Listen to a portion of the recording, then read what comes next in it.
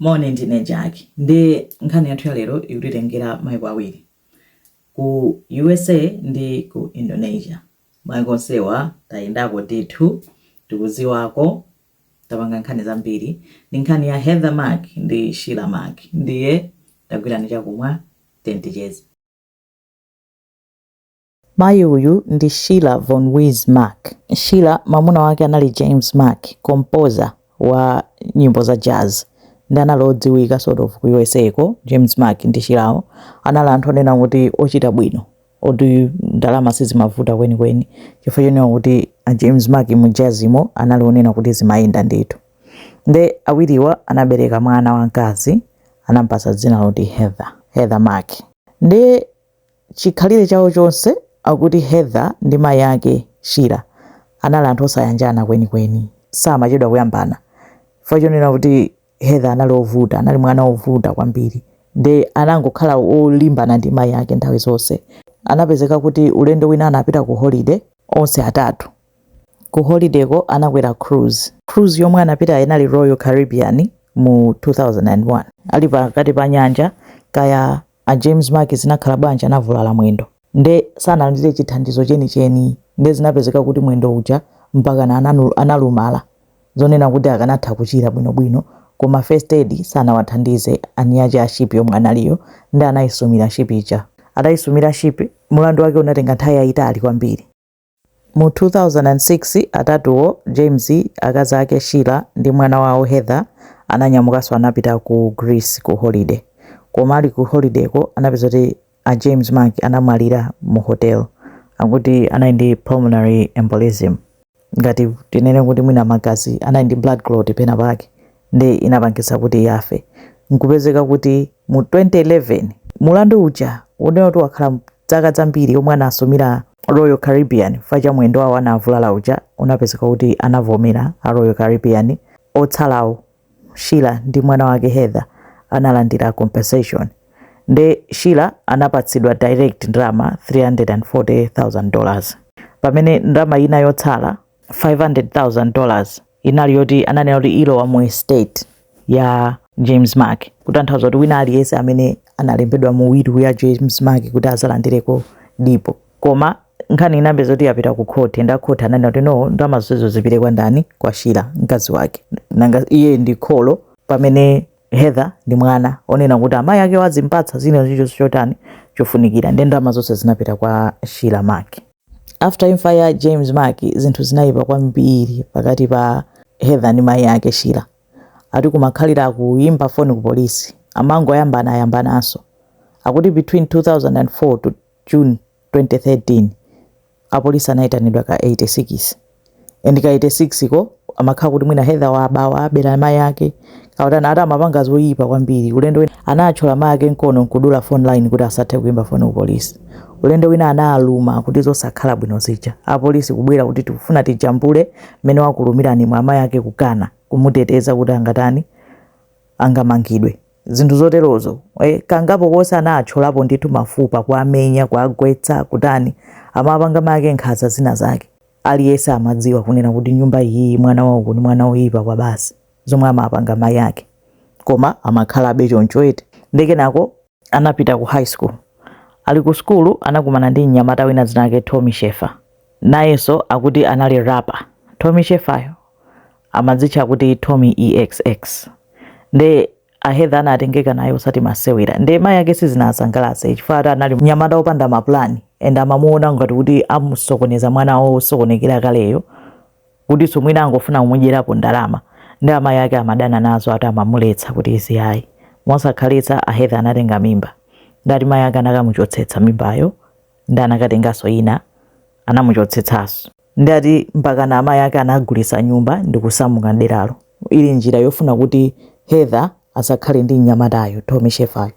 Amati he was trouble, sanali mnyamata olongosoka. Ndesa amaona pocha phindu kunena kuti akhalenso ndi mwana wawo osalongosoka nkaleyo. Koma olana asamuka Heather ndi Tommy anali kutanibe akuyenderana, amazemberana, amapeza njira zawo. Ata anapezeka kuti amamukayikira Heather kunena kuti akozokhala kuti watenga mimba inaso mu 2014 inonso pano. Ndi anakamuyezetsa amadikirira ma results amagazi kuti aone kuti ali ndi mimba adi.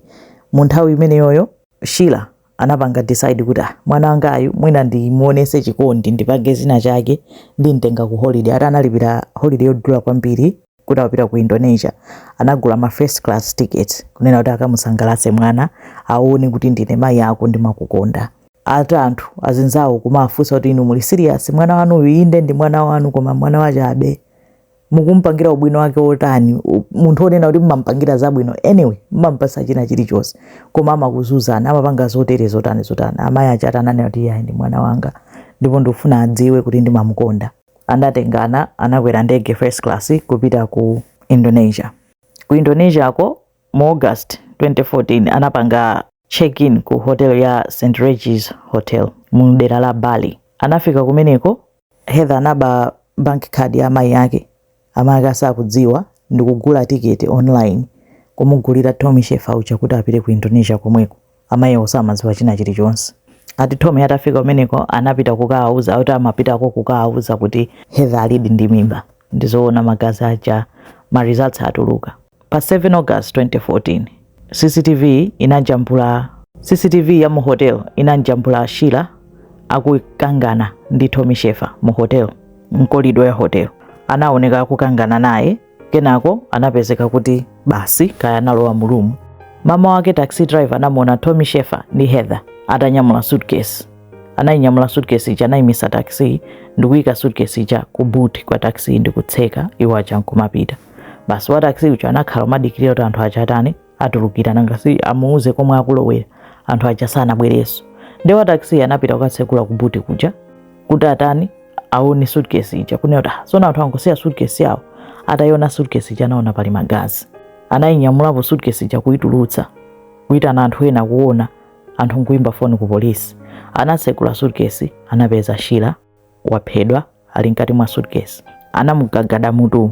Nde akuti after kukangana anaoneka pa CCTV nkolido mucha ndi pamene analowa mulumu ndikumukhoma pamutu ndi dzinthu mpaka nakumupha kenako anathandizana kumuyika mu suitcase nkumapanga zoti azithawa. Anagwira asanathawe.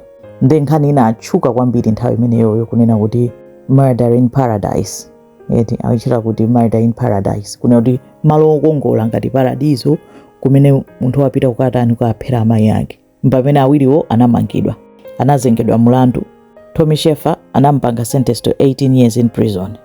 Koma for some reason Sheila anapasidwa 10 years akuti chifukwa chonena kuti kwambiri amamumvera chisoni fara anali ndi mimba.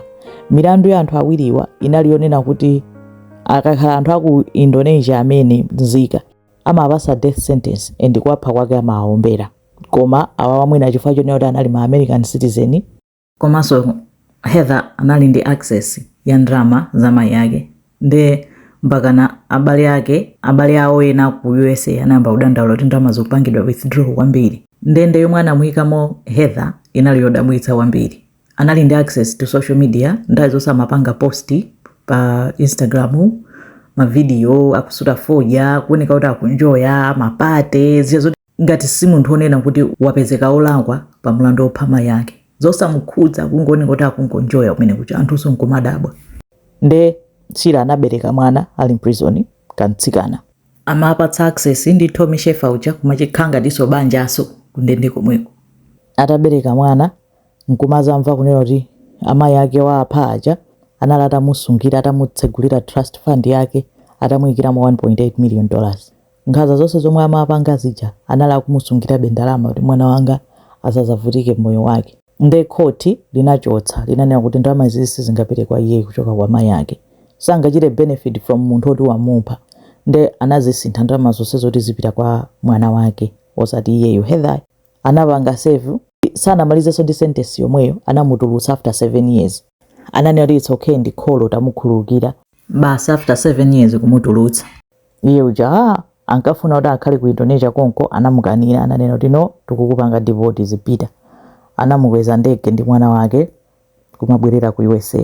Anangofika pa airport anafikira m'manja mwa polisi. Iyeyo kukamwa kakaso ndataninso ali iweyo kuona ngati kuti ungaphe mayi yako nkukhala 7 years nkutuluka nkukhala bwinobwino kunokoso tikukuzenga mlandu. Unapanga plan ndi iweyo yopha mayi yako iwe unachita muitana nzibamboyo Tommy Sheffer kuti abwere uko kwadzaphe mai yako nkuwaonesa ma email machani ma records azonse zomwe ankatani ankapangana kuphatikiza ndi cousin wake wa Tommy Sheffer unoti ankaawuzani kumalembera ma email kwauza maphedwe yake kuti muchite kuntere muchite kwatere mukapanga chonje afadi nayenso anammanga 9 years a Heather Mack kukamwa kakaso samayembekezera maona ngati wa 7 years wathana nazo abwerera akakhala life ya Mia anamuzenga mulandu ku USA anampeza solakwa ndipo anampanga sentence to 26 years in prison mu 2021. Heather anali ndi zaka 19 pamene anapha mai yake. Nkhani yoimvesa chisoni inali nkhani yotchuka kwambiri mu nthawi imeneyoyo koma imeneyo ndi nkhani ya Heather Mack ndi amayi yake Sheila Mack. Ana ena ndi kukhala achabe basi nanga munthu ngati zikomo kwambiri.